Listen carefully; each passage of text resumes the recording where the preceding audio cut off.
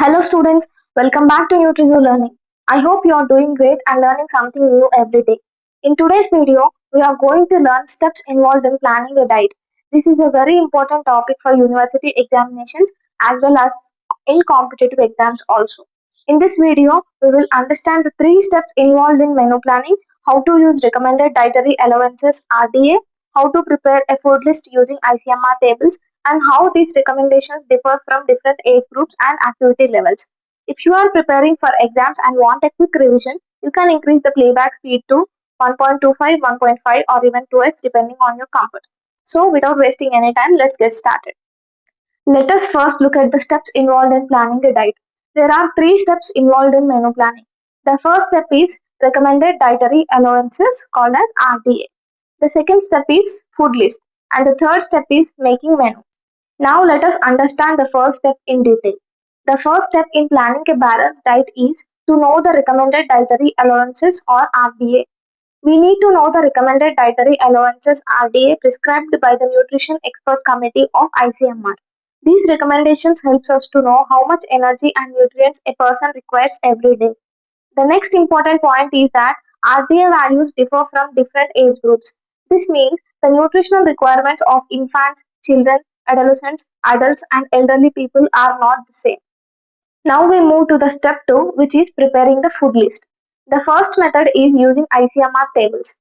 Here the first point says foods are selected from all food groups. A balanced diet should always include foods from every group so that all nutrients are supplied. Next, ICMR suggested portion sizes, balanced diets for adults and different age groups. Instead of selecting foods randomly, ICMR provides standard portion sizes for preparing balanced diets. And the next point here says the balanced diets are expressed as multiples of portion sizes. This means the number of portions changes according to the nutritional requirements of the individual.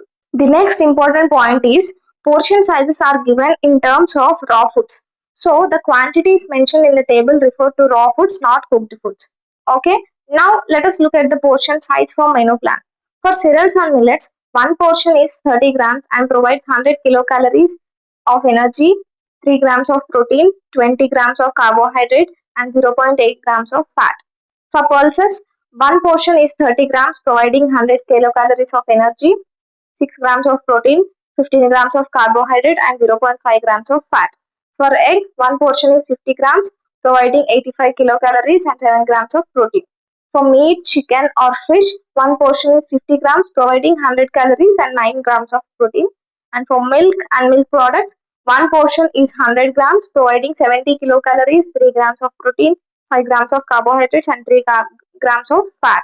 For roots and tubers, one portion is 100 grams, providing 80 calories, 1.3 grams of protein, 19 grams of carbohydrate. For green leafy vegetables, one portion is 100 grams, providing 45 kilocalories, 3.6 grams of protein, and 0.4 grams of fat. And for other vegetables, one portion is 100 grams, providing 30 kilocalories, 1.7 grams of protein, 10 grams of carbohydrate, and 0.2 grams of fat. For fruits, one portion is 100 grams, providing 40 kilocalories and 10 grams of carbohydrate. For sugar, one portion is 5 grams, providing 20 kilocalories and 5 grams of carbohydrate. For fats and oils, one portion is 5 grams, providing 45 kilocalories and 5 grams of fat. These portion sizes are taken from the Dietary Guidelines for Indians, a manual 2011, National Institute of Nutrition, ICMR, Hyderabad. Now let us see the balanced diet for infants, children, and adolescents. The table shows the number of portions required for different age groups. The age group includes 6 to 12 months, 1 to 3 years, 4 to 6 years, 7 to 9 years, 10 to 12 years girls, 10 to 12 years boys, 13 to 15 years girls and boys, and 16 to 18 years girls and boys. As the age increases, the number of food portions also changes according to the nutritional requirement. The table includes portion recommendations for cereals and millets, pulses, milk and milk products, roots and tubers, green leafy vegetables and other vegetables, fruits, sugar, and fats and oils. An important note given below the table is quantity marked with star indicates top milk. This table helps in planning balanced diets for infants, children, and adolescents according to their age and growth requirements. Now let us look at the balanced diet for adults, sedentary, moderate and heavy activity. Adults are divided into three activity groups, that are sedentary, moderate and heavy. Each activity group has separate recommendations for men and women. The table here provides the number of portions required for cereals and millets, pulses, milk and milk products, roots and tubers, green leafy vegetables, other vegetables, fruits, sugar and fats and oils which are visible. You can observe that as physical activity increases from sedentary to moderate and then to heavy, the number of portions also increases to meet the higher energy requirement. And finally, remember the important note given below the table. One portion is equals to specific quantity of raw food as per ICMR portion size shown in slide 2. This portion helps to meet energy and nutrient needs of adults based on their activity. Now let us continue with the second method of preparing a food list, that is using cooked food exchange list.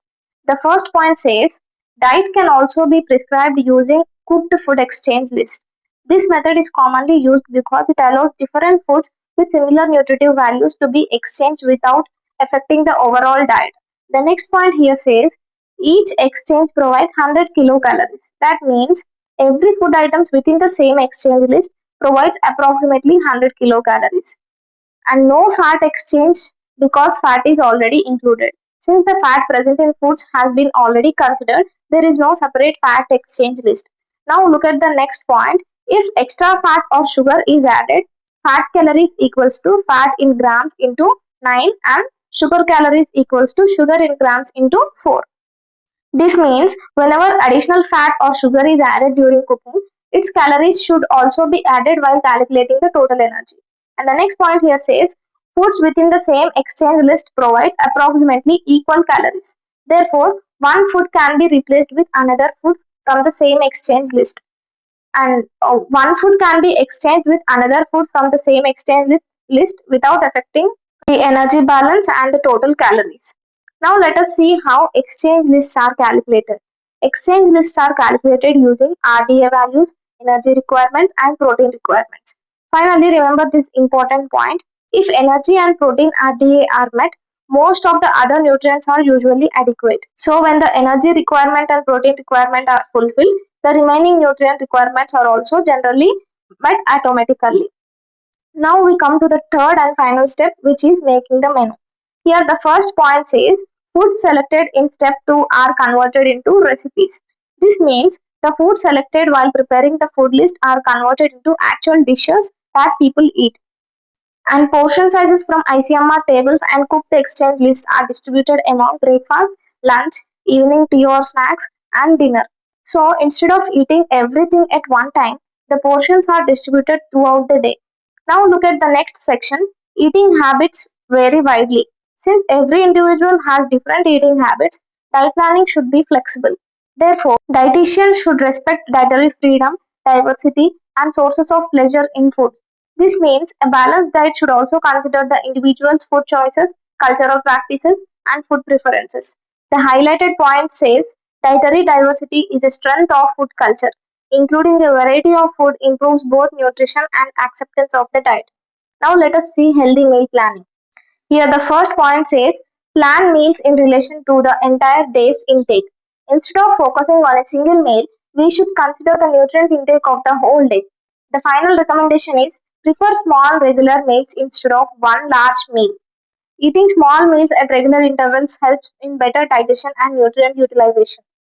But planning a balanced diet alone is not enough. We should also follow healthy lifestyle factors, which includes no smoking, alcohol in moderation, regular physical activity, adequate rest, and medical attention when required. Following these healthy lifestyle practices along with a balanced diet improves overall health. And the final message given in the slide is a healthy lifestyle along with a balanced diet leads to a better quality of life. This is an important point to remember. Finally, let us quickly revise the steps involved in planning a diet. In step 1, we have recommended dietary allowances. It is the first step in planning a balanced diet. Here we need to know the RDA prescribed by Nutrition Expert Committee of ICMR, and RDA values differ for different age groups. Here the table shows RDA and EAR. Step 2 is food list. They can be prepared by using ICMR tables and cooked food exchange list. And step 3 is making menu. Food selected in the step 2 are converted into recipes. Portion sizes are distributed among the meals of the day, and plan meals considering dietary freedom, diversity, and pleasure in the food. So, students, these are the three important steps involved in planning a diet. Always remember the sequence. Step 1 is RDA, step 2 is food list, and step 3 is making menu. If you remember these three steps in a correct order, planning a balanced diet becomes much easier. I hope this topic is now clear. If you found this video helpful, don't forget to like, share, and subscribe to NutriZoo Learning for more easy to understand nutrition lectures. Thank you for watching, and I'll see you in the next video.